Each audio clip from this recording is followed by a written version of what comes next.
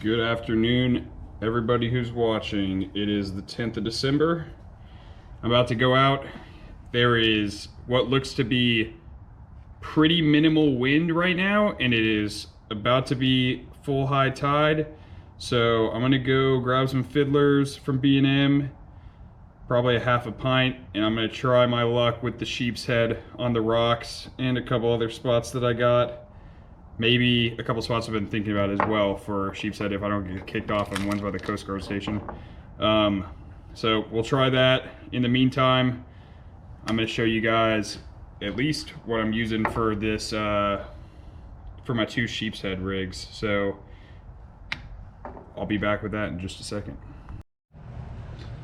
All right, so first up, which has become my second favorite, so just wait for the next one. Sheepshead jig head. This is one that I bought on Amazon. I'm gonna be honest, they're a lot cheaper there than anywhere else, and I actually think that the hook is sharper too, from what I feel. These things are really sharp, which could be very good for sheepshead because of the way they bite. You need something sharp. This one I believe is a ½ ounce, so I think I have 3/4 ounces as well. We'll see how fast the water is moving out there. And then I've just got, you know, a foot of, this is 20-pound fluorocarbon on there. I go with a little bit heavier, usually use 15 inshore, going with 20 because it's gonna be rubbing on rocks, barnacles, everything like that. You want something a little bit stronger. Next up is gonna be Carolina rig. This is, I believe, a 3/4 ounce egg sinker. Just one of those little plastic beads, helps the fraying, tangling, all that good stuff. Barrel swivel, about 6 inches of that 20-pound fluorocarbon. And then this is a, I believe a 1/0, no, it's not a 1/0. It is a size 2 O'Shaughnessy hook. So you don't want the O. The 1/0, 2/0s are bigger. You want the smallest you can get, which is either a 1 or a 2. So something like that, that's the shape I use for it. And then I'm also probably gonna throw a dead mullet off the back of my boat because I'm at the jetty. Who knows when a big red's gonna swing by, or black drum, and scoop that up. So that's got, I believe this is an ounce egg sinker right here. Same thing, plastic bead, barrel swivel, 30-pound monofilament leader line. It's Andy, probably about 2.5, 3 feet. And then this is a 3/0 circle hook. So hopefully we catch something once we get out there. See y'all in a minute. At this point, you're probably asking yourself, why is the name of the video Popping Corks whenever you click on it and then I start going through sheepshead rigs? Well, B&M was out of fiddler crabs, which naturally I would probably not buy shrimp, but today I did. So I bought shrimp and decided to still go, maybe see if I could catch some sheepshead at the spots where I usually catch them, or new spots that I'm going to try, which I'll explain here in a second.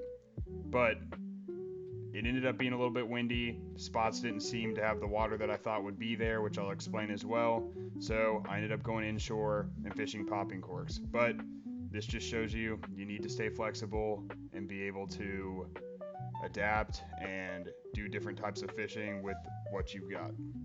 Okay, so at the first spot I went to by the Coast Guard station, there's a wall there that I've never fished before, and I wanted to try it, but I got there and it was like 4 foot of water, so not what I think is correct for sheepshead. So I came over here to another spot I've caught some before and started messing around. This was on the Carolina rig. Pretty much immediately caught this blenny, and then after I caught this guy, I got snagged up and the hook broke, and that's why I put the comment earlier about these being cheap. So they're not the higher quality like a mustad is, so I would grab those if you can, something thicker, because I know these are smaller hooks.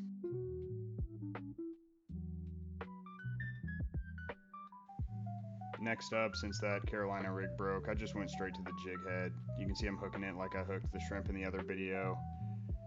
Right in front of the brain, underneath that horn that they got on their head, and I ended up not getting any bites, anything else like that. I moved around here a few different spaces, but couldn't get anything, and that's whenever I decided, hey, probably time to take these shrimp, move inshore, see if I can get some bites in some different areas I haven't fished before with live bait.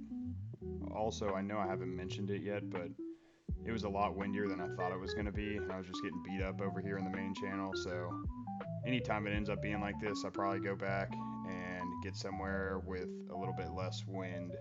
Out here in the open, and my boat is not super comfortable. Well,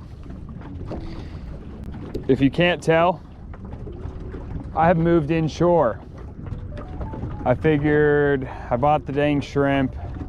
I really wanted to do sheepshead, but it was a little bit windier than I expected. And to be honest with you, if I've got the shrimp, I really want to be able to catch inshore fish on shrimp. So we're gonna give this some shots. Fish this little point right here. I know there's some oysters under there. See what happens. It's sort of deep right here. I think it's like 10 feet. It is high tide pulling out though, so we will see. Can he do it? Can he catch inshore fish on live bait?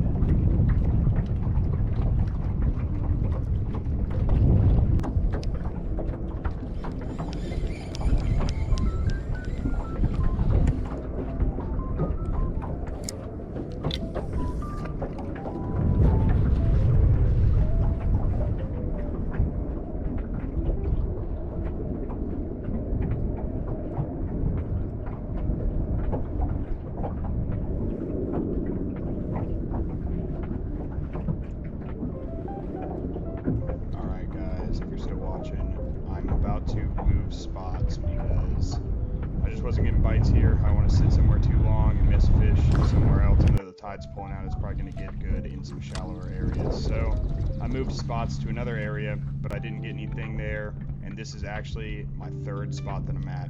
And I knew that there were some good oyster beds here, and it was going to drain up to be dry after the tide pulls out. So pretty much right after I got here, this happened. For the popping cork that I have on, I probably have about 1.5 feet of leader line, just 20-pound fluorocarbon. I know it's about 3 feet deep here, so I was trying to get it a little bit closer to the bottom, and the water is going to be dropping, so I didn't want to go with 2 foot or more because then it's going to start getting hung up on the oysters.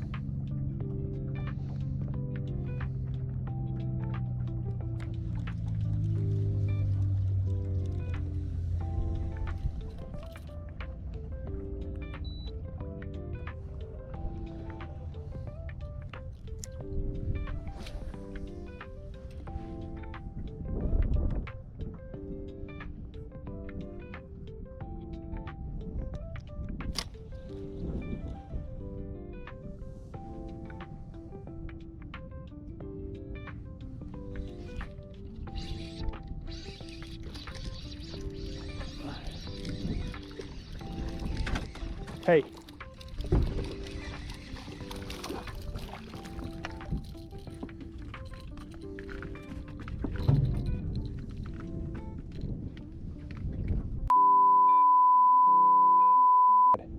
The beeping is because Brisket got excited about the fish and ran into one of my nice rods and snapped it in half. I did not yell at her, but I did cuss at myself for putting them down in an area that was able to happen.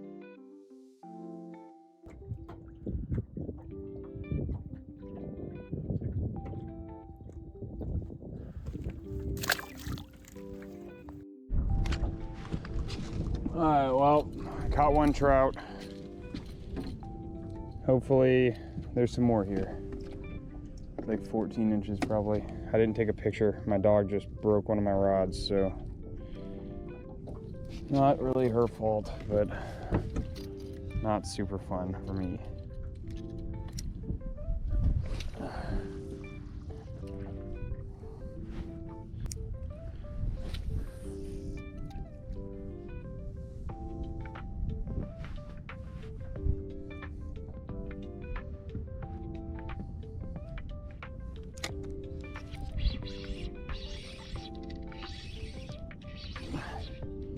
Well, I guess they're here.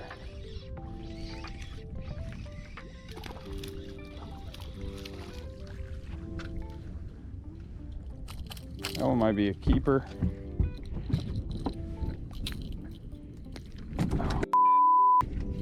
Don't get bit, Brisket.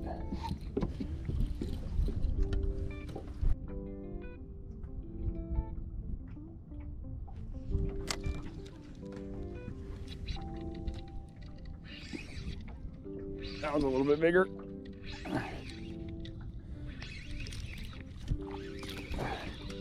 Oh, that's why. Little red. Little red.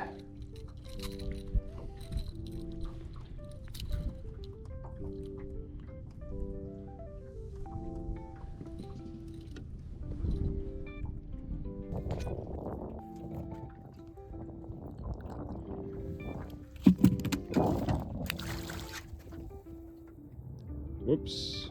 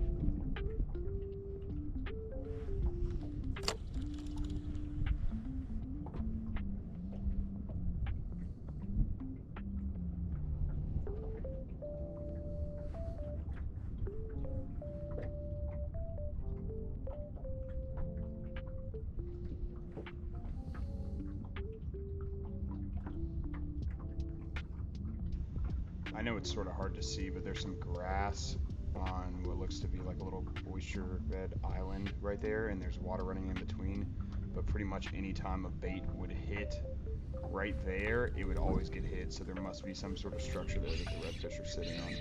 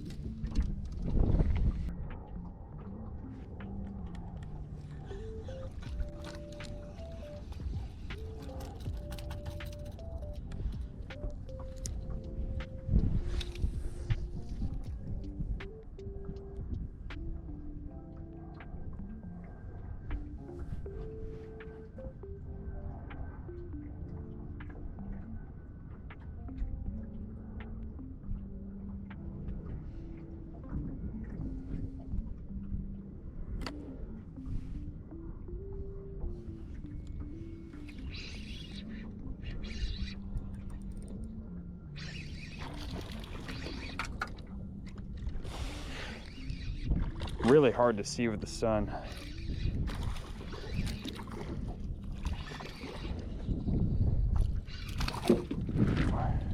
Brisket, move.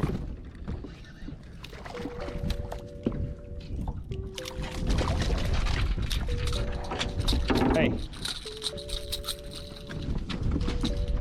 Can you please get out of here?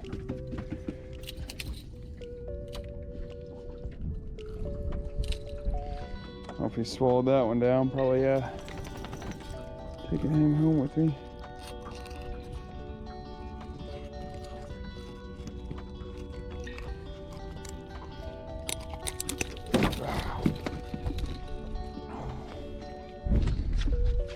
Can you? Yeah,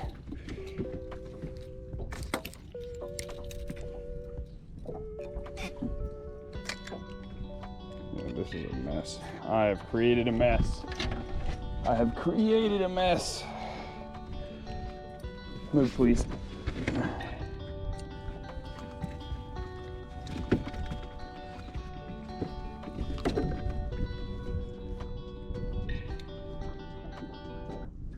After I caught this one, I ended up keeping him because He had the hook all the way down his throat. He was above the size limit, so kept him on the half shell when I cleaned him. I'm going to try cooking it like that. Haven't ever done it before, so maybe I'll grill him, something along those lines. We'll see what happens with him. I'm going to do it tomorrow night. But as far as today goes, I would say some lessons learned here are be flexible. You never know what the bait shop's going to have or not have, so I had to adapt and overcome there. I thought I was going sheepshead fishing, ended up going inshore, catching some redfish and some trout on something that I didn't have much confidence in, right? So I've had trouble with the popping cork before and just not catching anything keeper or catching anything at all on it. So I was flexible there. I adapted, overcame. I also tried a new type of fishing, which I would say is a lesson learned as well. So popping cork, you're never going to catch anything on something you don't try, right? So you got to put in the time, try something new. And then the last thing is I did break that rod. I would say that that was not the most fun experience, but you know, you got to keep it together and do what you're doing. So I'm going to learn from that and not blame my dog, but I'm going to blame myself on where I put my rods. My boat obviously doesn't have the most room. So from now on, I'm going to be a little bit more diligent in where I place my equipment so it does not get broken. Okay. Like, subscribe, leave a comment, guys. Let me know what you want to see or for me to do or try next. Thanks for watching the video all the way through. See you guys soon.